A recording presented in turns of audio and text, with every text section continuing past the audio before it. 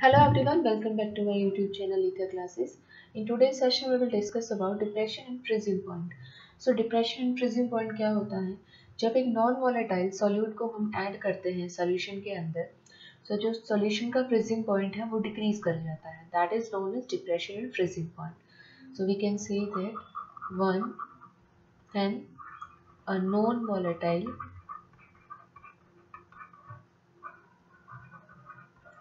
solute is added to solution, then freezing point of solution decreases. Freezing point of solution decreases. This is known as depression and freezing point. Example के लिए हम देख लेते हैं कि this is the freezing point of pure solvent T naught. Ts is the freezing point of solution. So जो delta Tf होगा depression and freezing point, that will be equal to pure solvent का freezing point minus solution का freezing point. से container है, इस container के अंदर हमारे पास में वाटर है, इसके अंदर हमने एक नॉन वोलेटाइल सोल्यूट ऐड कर दिया है. नाउ इनिशियली फ्रीजिंग पॉइंट किसकी वजह से होगा? वाटर की वजह से. सो that will be the freezing point of pure solvent, that is T0 या T नॉट. बाद में क्या होगा? जब सोल्यूशन रेडी हो चुका है उसके बाद जब हम देखेंगे फ्रीजिंग पॉइंट, तो ये जो सोल्यूशन है इसका फ्रीजिंग पॉइंट डिक्रीज हो चुका होगा. वाटर, प्योर वाटर का फ्रीजिंग पॉइंट कितना होता है? 0 डिग्री सेल्सियस. जब सोल्यूशन रेडी करेंगे, नॉन वोलेटाइल सॉलिड को ऐड करेंगे वाटर के अंदर, उसके बाद जब हम फ्रीजिंग पॉइंट देखेंगे तो देखेंगे फ्रीजिंग पॉइंट 0 डिग्री से कम है. So that is the depression में फ्रीजिंग पॉइंट डेल्टा टीएफ. इस डेल्टा टीएफ को हम किस तरह से कैलकुलेट करेंगे? This is equal to K F into M. This is depression and freezing point.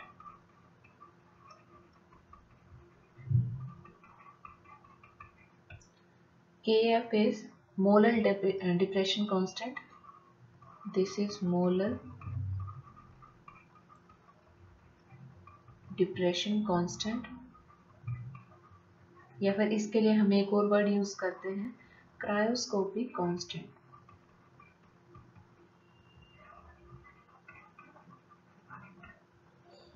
M is molality.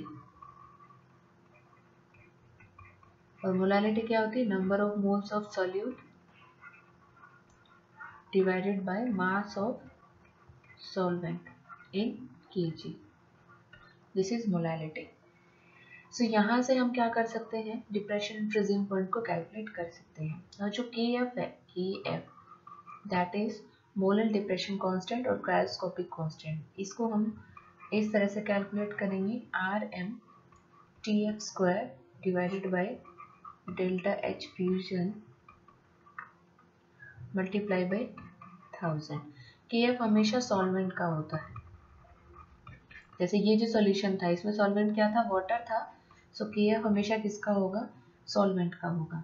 इसमें R is gas constant, M is molar mass of the liquid जो भी solvent है, Tf इज उसका freezing point, delta H fusion, enthalpy of fusion into 1000. सो यहाँ से क्या करेंगे? Water, ये जो सॉल्वेंट है इसका फ्रीजिंग पॉइंट कैलकुलेट करेंगे. Kf वाटर का कितना होता है? 1.86 किलो केल्विन किलोग्राम पर मोल. Kf की यूनिट क्या होगी? Kf की यूनिट को हम कैसे निकाल सकते हैं? Kf is equal to delta Tf by M. Delta Tf की यूनिट क्या होगी? केल्विन. मोलैरिटी की यूनिट क्या होती है? मोल पर KG. So this is mole पर केजी. सो यहाँ से जब सॉल्व करेंगे तो क्या आएगा? केल्विन केजी पर mole. This is the unit of Kf. Now how to define molar depression constant? Molar depression constant क्या था? Kf. So Kf is molar depression constant और क्रायोस्कोपिक कांस्टेंट. इसको कैसे डिफाइन करेंगे? Molar depression constant is defined as the depression and freezing point. पहले formula लिखते हैं, delta Tf is equal to Kf into M. So अगर molality unity हो गई, मतलब 1 मोल पर केजी हो गई मोलैलिटी, 1 मोलर या फिर 1 मोल पर केजी, तो उस टाइम पे जो Kf है that will be equal to delta Tf। So Kf को हम कैसे डिफाइन करेंगे? It is defined as the depression and freezing point when molality of solution is taken to be unity. So this is the definition for molar depression constant. Now depression and freezing point को हम कहाँ use करते हैं? Hill station के अंदर जो ice होती है, जो हिल स्टेशन पे जो आइस है ऑन रोड्स या माउंटेन्स के ऊपर जो भी एक्स्ट्रा आइस गिरी हुई होती है बाहर, उसको रिमूव करने के लिए हम क्या करते हैं? डिप्रेशन एंड फ्रीजिंग पॉइंट का कॉन्सेप्ट यूज करते हैं। कैल्शियम क्लोराइड का जो पाउडर होता है उसको हम उस आइस पर डाल देते हैं। ये क्या है? This is de-icing agent. जैसे ही कैल्शियम क्लोराइड का पाउडर उसके ऊपर डालेंगे आइस के ऊपर, सो आइस का जो फ्रीजिंग पॉइंट है वो क्या हो जाएगा? डिप्रेस हो जाएगा। सो इसका फ्रीजिंग पॉइंट डिप्रेस होने की वजह से आइस क्या होगी? वाटर में कन्वर्ट हो जाएगी और इजीली रिमूव हो जाएगी। क्लियर? तो calcium chloride is used as de-icing agent for removing the ice from roads or mountains in hill station. Now depression and freezing point, that is delta Tf is equal to Kf into m. ये जो case था इसको हमने consider किया था जब कोई भी एसोसिएशन या डिसोसिएशन नहीं हुआ था सॉल्यूट का। लेकिन अगर सॉल्यूट का एसोसिएशन या डिसोसिएशन हो जाता है तो उस टाइम पे ये जो फॉर्मूला है this will be modified as delta Tf will be equal to I into Kf into m। यहाँ पे जो I है this is van't Hoff factor, so this is van't Hoff factor. So ये जो I है इसको हम कैसे कैलकुलेट करेंगे, इसके लिए पर्टिकुलरली नेक्स्ट क्लास में एक अलग से लेक्चर होगा। सो आज के लेक्चर में हम सिर्फ इतना ही डिस्कस करेंगे, ये जो फॉर्मूला है इसी से न्यूमेरिकल को कैसे सॉल्व करेंगे, और एक और कॉन्सेप्ट पढ़ेंगे दैट इज ऑस्मोटिक प्रेशर। इस कॉन्सेप्ट को हम नेक्स्ट क्लास में डिस्कस करेंगे। यहाँ पे एक रफ आइडिया दे देते हैं।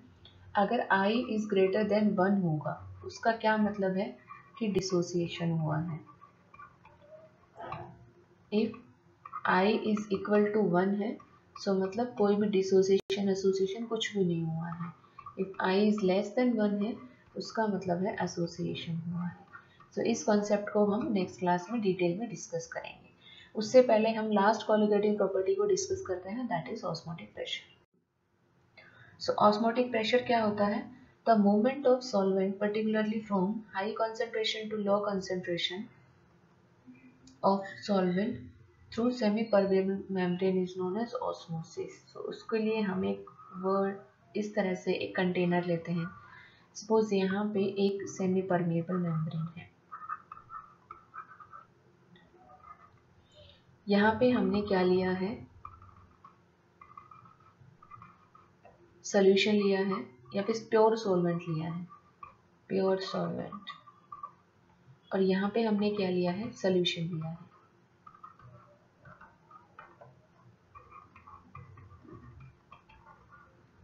Clear? This is side A, this is side B. So A side क्या है? प्योर सॉल्वेंट है, बी साइड क्या है? सॉल्यूशन है। नाउ क्या होगा? प्योर सॉल्वेंट के अंदर सॉल्वेंट की कंसंट्रेशन हाई है। ऑस्मोसिस के अंदर हम क्या देखते हैं? ऑस्मोसिस में हम मूवमेंट देखते हैं सॉल्वेंट का। सो this is the important part कि हमें मूवमेंट सिर्फ किसका देखना है? सॉल्वेंट का। अगर हम कंसंट्रेशन के टर्म में बात करेंगे हाई या लो तो उसमें भी हम सॉल्वेंट के टर्म में देखेंगे। तो जैसे यहाँ पे प्योर सॉल्वेंट है ए साइड में, तो ए साइड प्योर सॉल्वेंट है, इसका मतलब क्या है कि ए साइड प्योर सॉल्वेंट की कंसंट्रेशन ज़्यादा है। सॉल्यूशन के अंदर क्या होगा? सॉल्वेंट भी होगा और सॉल्यूट भी होगा। तो यहाँ पे जो सॉल्वेंट है उसकी कंसंट्रेशन कम हो गई as compare to A side. तो क्या होगा? जो सॉल्यूशन सॉल्वेंट के पार्टिकल्स है वो क्या करेंगे? जो ये सेमी परमेबल मेम्ब्रेन है इससे ए साइड से बी साइड की तरफ मूवमेंट शुरू कर देंगे। This movement is known as osmosis. Clear? So कहाँ से कहाँ हुआ है? सॉल्वेंट की हाई कंसंट्रेशन से सॉल्वेंट की लो कंसंट्रेशन की तरफ में मूवमेंट हुआ है। इसको हम एक दूसरे एग्जांपल से भी देख लेते हैं। अगर हमारे पास दो सॉल्यूशन है, this is semi permeable membrane, इसको हम ऐसे डॉट डॉट से बना लेते हैं। Now this is solution 1, this is A solution, this is B solution. So हम क्या देखते हैं कि जो A सॉल्यूशन है वो कंसंट्रेटेड सॉल्यूशन है, दिस इज कंसंट्रेटेड सॉल्यूशन, और दिस इज डाइल्यूट सॉल्यूशन। ठीक है, तो अब हमें क्या देखना है कि सॉल्वेंट का मूवमेंट किधर से किधर होगा। तो डाइल्यूट सॉल्यूशन के अंदर क्या है, सॉल्वेंट का अमाउंट ज्यादा है as compare to concentrated solution, तो यहाँ से क्या होगा, movement of solvent will be from B to A। हमें सॉल्वेंट की कंसंट्रेशन चेक करनी है, ना कि सॉल्यूट की, और सेमी परमेबल मेम्ब्रेन से भी सिर्फ सॉल्वेंट ही मूवमेंट करेगा और बाकी कुछ भी मूवमेंट नहीं होगा। Clear? So the movement of solvent, particularly from higher concentration to lower concentration through semi-permeable membrane, is known as osmosis. Now जो semi-permeable membrane है वो दो तरह की हो सकती हैं, one is natural, जैसे कि प्लांट सेल मेम्ब्रेन है, प्लांट सेल मेम्ब्रेन है जो सेलुलोज की बनी होती है, so that can be used as semi-permeable membrane. Second one is artificial semi-permeable membrane. So artificial semi-permeable membrane में हम क्या यूज करेंगे, Cu2FeCN6, इसको हम यूज कर सकते हैं कॉपर पेरोसाइनाइड, या फिर सिलिकेट ऑफ आयरन और निकल, इनको हम यूज कर सकते हैं as artificial semipermeable membrane. Clear? Now another term is osmotic pressure. अभी तक हमने सिर्फ ऑस्मोसिस समझा है कि क्या होता है, नाउ ऑस्मोटिक प्रेशर क्या होता है। सो ऑस्मोटिक प्रेशर क्या होगा, जैसे ही मूवमेंट क्या होगा, जैसे फर्स्ट केस था उसमें क्या था, प्योर सॉल्वेंट से सॉल्यूशन की तरफ मूवमेंट हुआ, तो ऑस्मोटिक प्रेशर क्या होगा, the hydrostatic pressure, the hydrostatic pressure which will build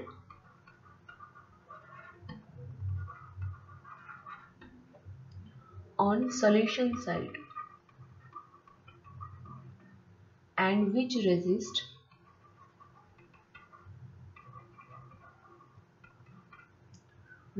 the movement of solvent,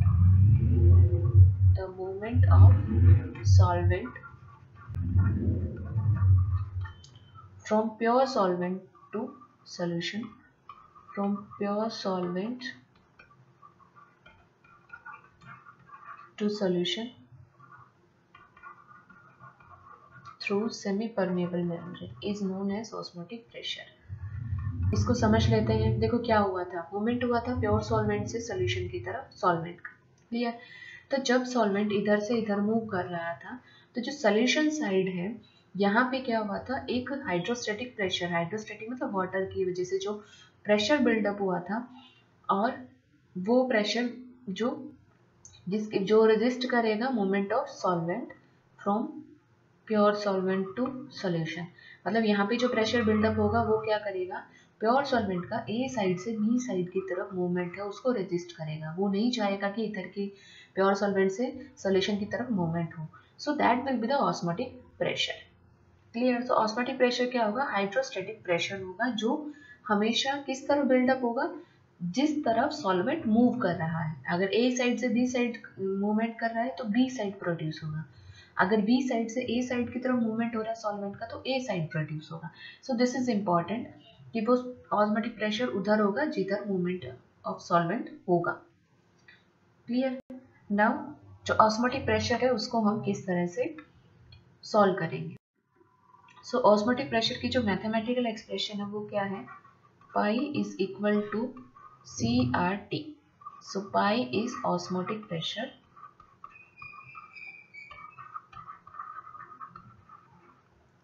T is temperature, R is gas constant, C is concentration. Now question is concentration किस term में, जैसे अभी तक हमने एलिवेशन एंड बॉइलिंग पॉइंट पढ़ा था, depression and freezing point पढ़ा था, वहाँ पे जो कंसंट्रेशन थी वो मोलैरिटी की टर्म में थी। यहाँ पे कंसंट्रेशन किस टर्म में है, मोलैरिटी की टर्म में।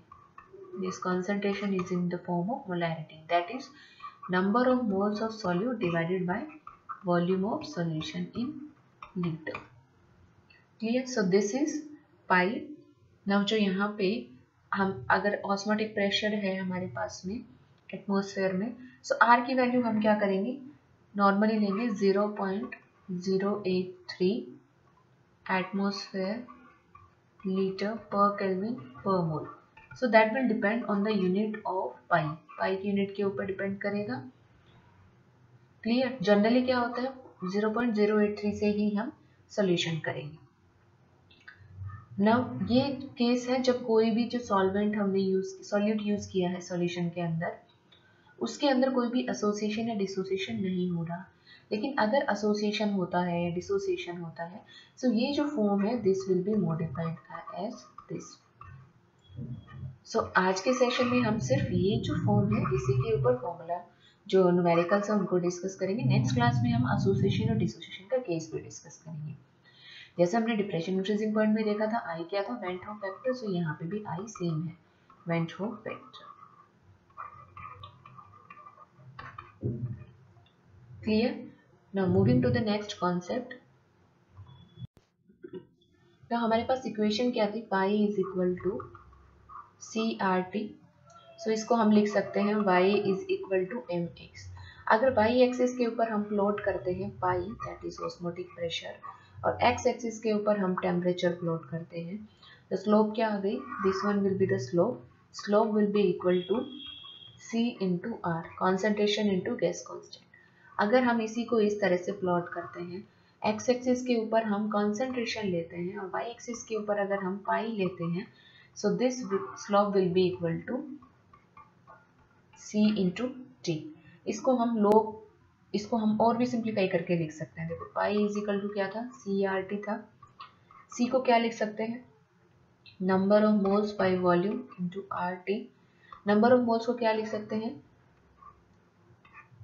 Number of moles of solute है, so mass, given mass of solute upon molar mass of solute into V, यहाँ पे आर टी। सो यहाँ से जो हम लिख सकते हैं pi is equal to given mass upon volume, that is density. So इसको हम डी से लिख लेते हैं, D upon molar mass of solute into R T. So density के टर्म में हम पाई को इस तरह से रिप्रेजेंट कर सकते हैं। अगर क्वेश्चन में डेंसिटी गिवन होगी तो हम इसको इस तरह से सॉल्व करेंगे। Now type of solution,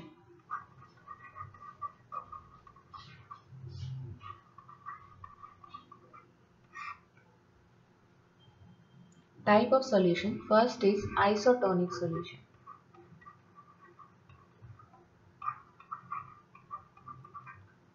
isotonic solution क्या होगा, जब दो सॉल्यूशन जिनका ऑस्मोटिक प्रेशर सेम होगा तो उनको हम क्या बोलेंगे, आइसोटोनिक सॉल्यूशन बोलेंगे। सो पाई 1 इज इक्वल टू पाई 2, दो सॉल्यूशन है दोनों का ऑस्मोटिक प्रेशर सेम है, सो उसको हम बोलेंगे आइसोटोनिक सॉल्यूशन। यहाँ से लिख सकते हैं C1R T1 is equal to C2R T2। ये इक्वेशन भी हम बहुत बार यूज करेंगे न्यूमेरिकल्स के अंदर।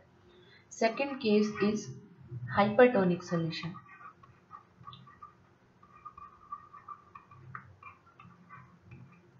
And hypotonic solution is third one.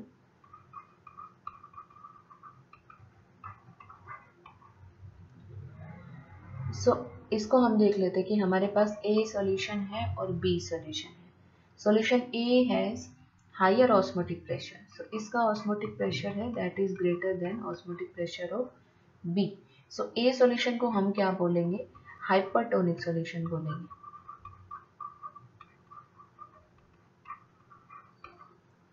Clear, और अगर हम ऐसा केस ले लें कि सॉल्यूशन A और B इस तरह से, सो जो A है जिसका ऑस्मोटिक प्रेशर कम है उसको हम बोलेंगे हाइपोटोनिक सॉल्यूशन। ठीक है, तो हम ये केस इन दोनों से हम एनालिसिस कर लेते हैं कि हमने एक केस लिया है A और B। अगर पाई A is greater than pi B, तो जिसका ऑस्मोटिक प्रेशर ज्यादा है दैट विल बी हाइपर, जिसका कम है that will be hypo. So on the basis of osmotic pressure three types of solutions होंगे, isotonic, hypertonic and hypotonic. Clear, now another term is reverse osmosis. Another term is reverse osmosis. क्या होती है reverse osmosis, जो RO लिखते हैं, जो हमारे घर में जो RO यूज करते हैं उनके अंदर जो टेक्निक होती है वो कौन सी है, रिवर्स ऑस्मोसिस। सो इसमें क्या लिखेंगे, when an external pressure is applied, when an external pressure is applied, that is P external, जो osmotic pressure से ज़्यादा हो, then the process of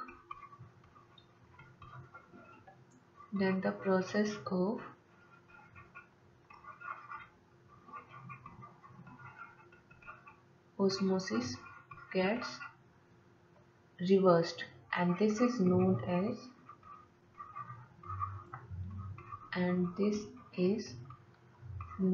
as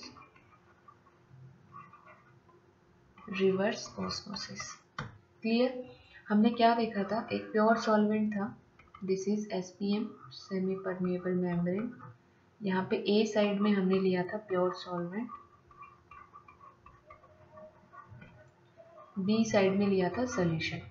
अब क्या हुआ था, मूवमेंट हुआ था किसका, सॉल्वेंट का मूवमेंट हुआ था from A side to B side, यहाँ से यहाँ मूवमेंट हुआ था, दैट वाज ऑस्मोसिस। यहाँ पे बी साइड में प्रेशर जनरेट हुआ था, वो क्या था, ऑस्मोटिक प्रेशर। अगर हम एक एक्सटर्नल प्रेशर अप्लाई करते हैं जो ऑस्मोटिक प्रेशर से ज़्यादा हो, तो क्या हो जाएगा, ये जो अभी तक मूवमेंट था कहाँ से, प्योर सॉल्वेंट से सॉल्यूशन की साइड, वहाँ से मूवमेंट क्या हो जाएगा, रिवर्स हो जाएगा। This will be the movement from solution to pure solvent, so that will be the reverse osmosis. यहाँ पे क्या है, movement of solvent from solution side to pure solvent side through semi permeable membrane under the influence of external pressure is known as reverse osmosis. Clear. इसको हम use करते हैं desalination की जो प्रोसेस होती है उसमें हम इसी कॉन्सेप्ट को यूज करते हैं, रिवर्स ऑस्मोसिस के कॉन्सेप्ट को। नो क्वेश्चन है, 10 gram of an unknown solute is dissolved in 100 gram of water. Solution freezes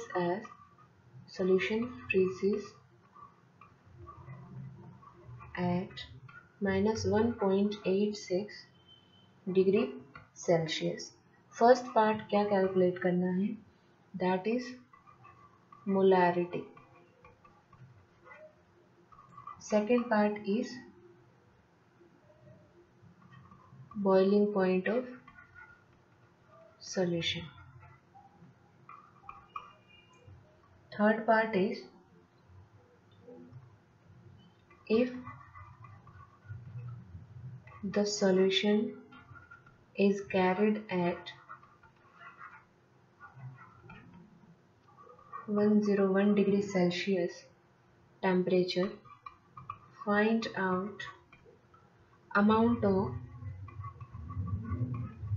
water left in the solution.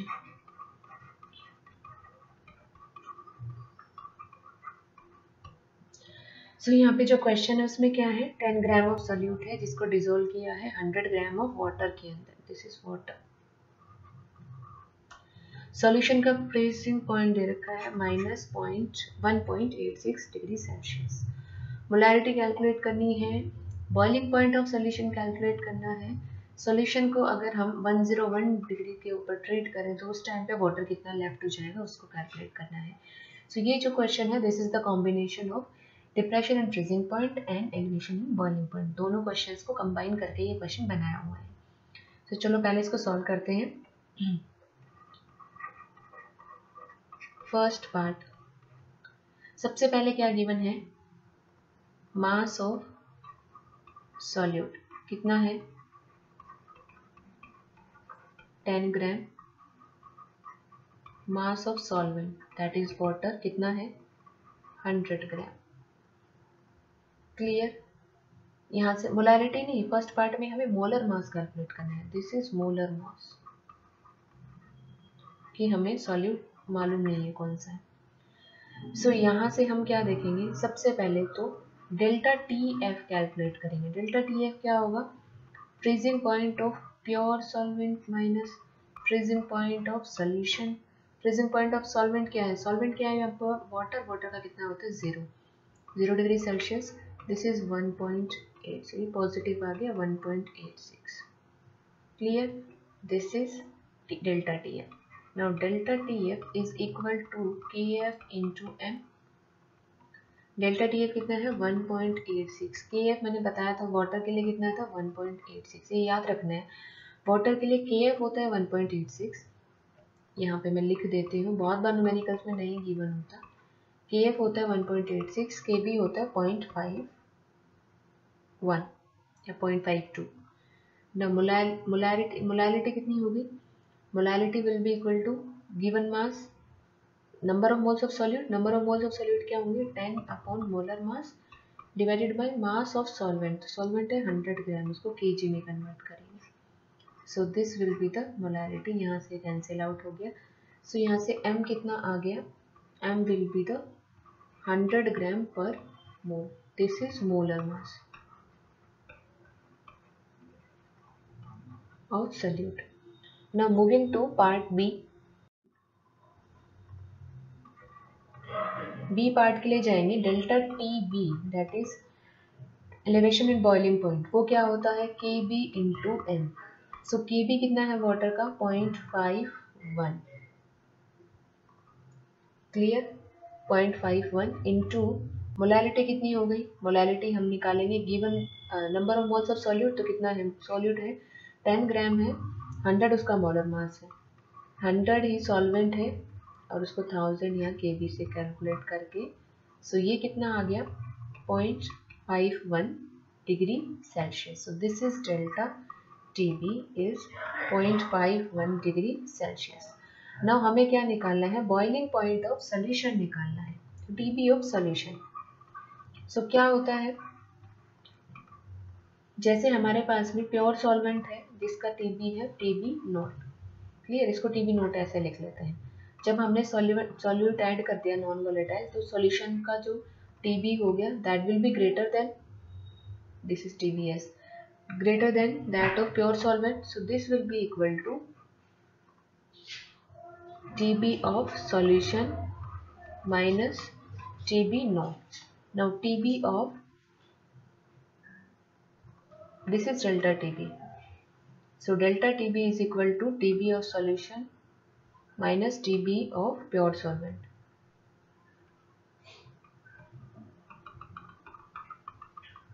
So यहाँ से अगर हम TB of solution calculate करेंगे, so that will be equal to elevation in boiling point plus boiling point of pure solvent, that is this will be equal to elevation in boiling point कितना है 0.51, water का boiling point कितना होता है 100, so this comes out to be 100.51 degree Celsius. This is the boiling point of solution. Now third part क्या है कि अगर सॉल्यूशन को हमने 101 डिग्री के ऊपर लेके गए हैं तो उस टाइम पे H2O का कितना अमाउंट लेफ्ट हो गया। सो यहाँ पे हम ये लिख सकते हैं delta T B is equal to K B into M. So K B हमें पता है कितना होता है 0.51, एम क्या है गिवन मास अपॉन मोलर मास कितना है 100। मास ऑफ वाटर हमें कैलकुलेट करना है, इसलिए इसको हम ऐसे रख लेते हैं और दिस इज 1000। टीबी कितना है, डेल्टा टीबी क्या बोला है उसने 100 से, मतलब सॉल्यूशन को हम कहाँ लेके गए 101 डिग्री सेल्सियस के ऊपर, तो 100 के ऊपर सॉल्वेंट बॉईल करता है। अब क्या है जब सॉल्यूशन का बॉइलिंग पॉइंट कितना है 101, तो चेंज कितने का हो गया 1 degree. So this is 1 is equal to 0.51 into, यहाँ से कैंसिल आउट किया, so 100 divided by MH2O. So mass of H2O will be equal to 51 gram. So यहाँ से कितना है 51 ग्राम है, वो क्या है मास लेफ्ट हुआ है। सो ये जो क्वेश्चन है this is the combination of elevation in boiling point and depression in freezing point. Now next question is on osmotic pressure. So question is calculate pi of a 30% aqueous solution of urea at 400 degree Celsius. So osmotic pressure calculate करनी है। Osmotic pressure का हम formula क्या लेके चलते हैं, pi is equal to CRT। सबसे पहले जो टेम्परेचर है इसको केल्विन में कन्वर्ट कर लेते हैं। सो इसमें 273 ऐड करेंगे, so this will be equal to 673 kelvin. ठीक है, जो R की वैल्यू है वो हम कितनी लेंगे, 0.083।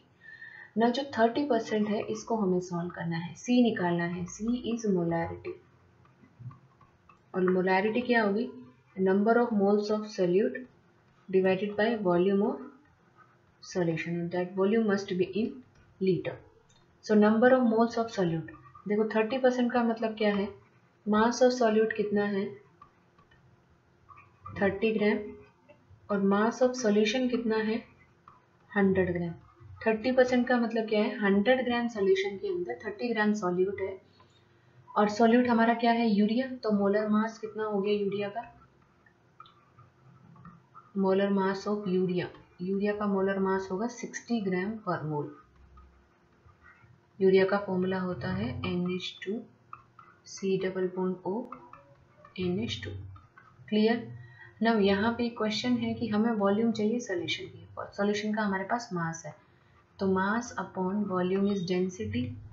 सो volume will be equal to mass upon density. So mass कितना है 100 ग्राम, और प्योर एक्वस सॉल्यूशन का जो वॉल्यूम होगी, सॉल्यूशन की जो डेंसिटी है दैट इज 1 ग्राम पर ml। सो यहाँ से this will be equal to 100 ml, this is the volume of solution. Clear. Aqueous solution इसलिए हमने क्या किया, वाटर की डेंसिटी से यहाँ पे इसको सॉल्व कर लिया है। Now pi is equal to CRT। So pi is equal to C कितना हो गया, given mass of solute upon molar mass of solute, volume of solution, volume of solution कितनी है 100 ml है, तो उसको हमें लीटर में कन्वर्ट करना होगा। R is 0.083, temperature is 673।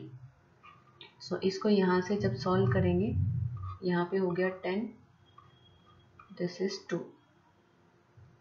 सो इसको जब सॉल्व करेंगे 2 यहाँ से हो गया 5, so 5 multiply by 0.083 multiply by 673, so answer आ गया 164 एटमॉस्फेयर। क्लियर। सो इस तरह से हम ऑस्मोटिक प्रेशर के जो न्यूमेरिकल है उनको सॉल्व करेंगे। यहाँ पे हमने I को यूज़ नहीं किया था, मतलब ये जो इक्वेशन है इसको यूज़ नहीं किया था, सिंपल इक्वेशन यूज़ की है, pi is equal to CRT, क्योंकि जो यूरिया है वो डिसोशिएट या एसोशिएट नहीं करता है। सो नेक्स्ट क्लास में हम देखेंगे कि I को हम किस तरह से कैलकुलेट करेंगे, और I जब कैलकुलेट करेंगे उसके बाद में जो हमारी क्वालिटेटिव प्रॉपर्टीज है वो किस तरह से चेंज हो जाएंगी।